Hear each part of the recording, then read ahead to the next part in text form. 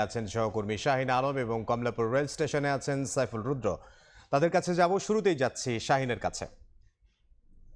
শাহিন, যাত্রার দ্বিতীয় দিনে অনেকটা স্বস্তি নিয়ে বাড়ি ফিরছে ঘরমুখো মানুষ। আমরা দুপুর থেকে এই লঞ্চ টার্মিনালে আসছে। আমরা দেখেছি যে যারা ঘরমুখো মানুষরা রয়েছেন তারা দলে দলে এই টার্মিনালে আসছেন এবং বিভিন্ন রুটের যে লঞ্চগুলো আছে তারা সেই লঞ্চগুলো নির্দিষ্ট সময় কিন্তু এই টার্মিনাল থেকে ছেড়ে যাচ্ছে। সদরঘাট লঞ্চ টার্মিনাল থেকে 36টি রুটে কিন্তু এই লঞ্চগুলো ছেড়ে যাচ্ছে।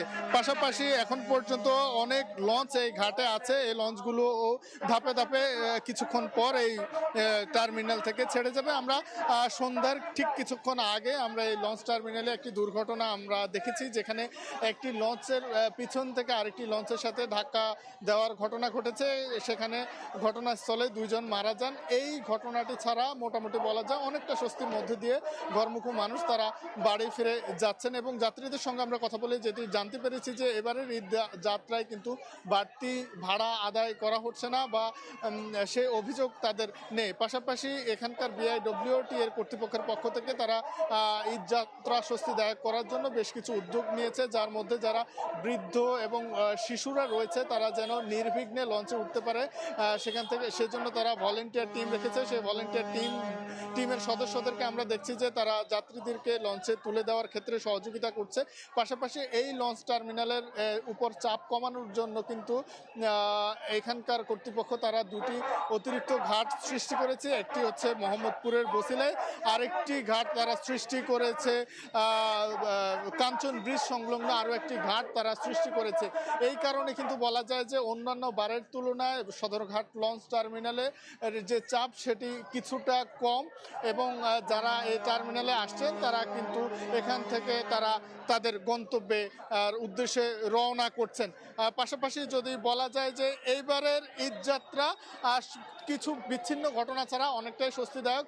আমরা ঈদযাত্রার আরও খবর জানবো কমলাপুর থেকে বিভিন্ন গন্তব্যে যাচ্ছে ট্রেনগুলো। সেখানে আছেন আমাদের সহকর্মী সাইফুল রুদ্র।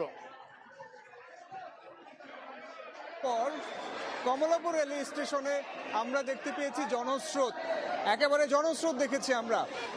কমলাপুর রেল স্টেশনের প্রবেশ পথ থেকে শুরু করে যতগুলো গেট ছিল সবগুলো গেট খুলে দিতে হয়েছে। এত পরিমাণে মানুষ নারীর টানে গ্রামমুখী যারা ফিরে যাচ্ছেন, আপনাদেরকে এই মুহূর্তের চিত্র দেখাই। আপনারা দেখতে পাচ্ছেন যে ট্রেনে ভেতরে তিল ধারণের ঠাঁই নেই। যাত্রীরা সবাই নারী পুরুষ নির্বিশেষে যে যেভাবে পারছেন তারা কেউ ট্রেনের ছাদে উঠেছেন, কেউ ট্রেনের ভেতরে, কেউ দরজার সামনে, যেভাবে পেরেছেন ট্রেনে ঠাঁই নিচ্ছেন, ট্রেনে উঠতে চেষ্টা করছেন। এখনও দেখেন অনেক মানুষ দৌড়ে আসছেন, অথচ পুরো ট্রেন জুড়ে কোথাও তিল ধারণের ঠাঁই নেই। যাত্রীরা যে দাঁড়াবেন সেই জায়গাটুকু পর্যন্ত নেই। একেবারে ঝুঁকি নিয়ে আমরা এর আগের ট্রেনটাতে দেখেছি কুড়িগ্রাম এক্সপ্রেস, যেটি ঢাকা থেকে উত্তরবঙ্গের উদ্দেশ্যে ছেড়ে গেছে। সেই ট্রেনে আমরা দেখেছি যে কী পরিমাণ যাত্রী বৃষ্টিতে ভিজে একেবারে বৈরী আবহাওয়াকে একেবারে মাথার উপর নিয়ে, ঝড় বৃষ্টিতে মাথায় নিয়ে তারা গ্রামের দিকে ছুটছেন। তো একেবারে ঝুঁকিপূর্ণ এই যাত্রায় আমরা রেলওয়ের কাছেও জানতে চাই যে কেন তারা যাত্রীদেরকে একেবারে এমন ঝুঁকির মধ্যে ফেলে দিলেন যে নারী পুরুষ নির্বিশেষে সবাই যেখানে যেভাবে পারছেন ট্রেনের ছাদে চড়ে যে তারা বাড়ি ফিরছেন এবং এই বৈরী আবহাওয়ায় বৃষ্টিতে ভিজে যে কোনো ধরনের দুর্ঘটনার মুখে তারা পড়তে পারেন। কিন্তু রেলওয়ের পক্ষ থেকে যেটা বলছেন যে তাদেরকে তারা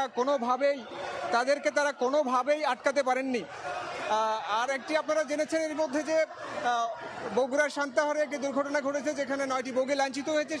সেটা উদ্ধারের কাজ চলছে এখন পর্যন্ত। পার্বতীপুর এবং ঈশ্বরদী থেকে 2টি উদ্ধারকারী ক্রেন সেখানে গেছে এবং উদ্ধার কাজ শেষ হওয়া মাত্রই উত্তরবঙ্গের যে 5টি জেলার সঙ্গে ট্রেন যোগাযোগ বিচ্ছিন্ন ছিল সেই যোগাযোগটি তারা আবার চালু করতে পারবেন। এখন পর্যন্ত এই ছিল কমলাপুর রেল স্টেশন থেকে আমার কাছে থাকা এই মুহূর্তের সবশেষ খবরাখবর। ঘরমুখো মানুষের খবর আমাদেরকে জানাচ্ছিলেন কমলাপুর রেল স্টেশন থেকে সহকর্মী সাইফুল রুদ্র এবং এর আগে সদরঘাট থেকে যোগ দিয়েছিলেন সহকর্মী শাহিন আলম।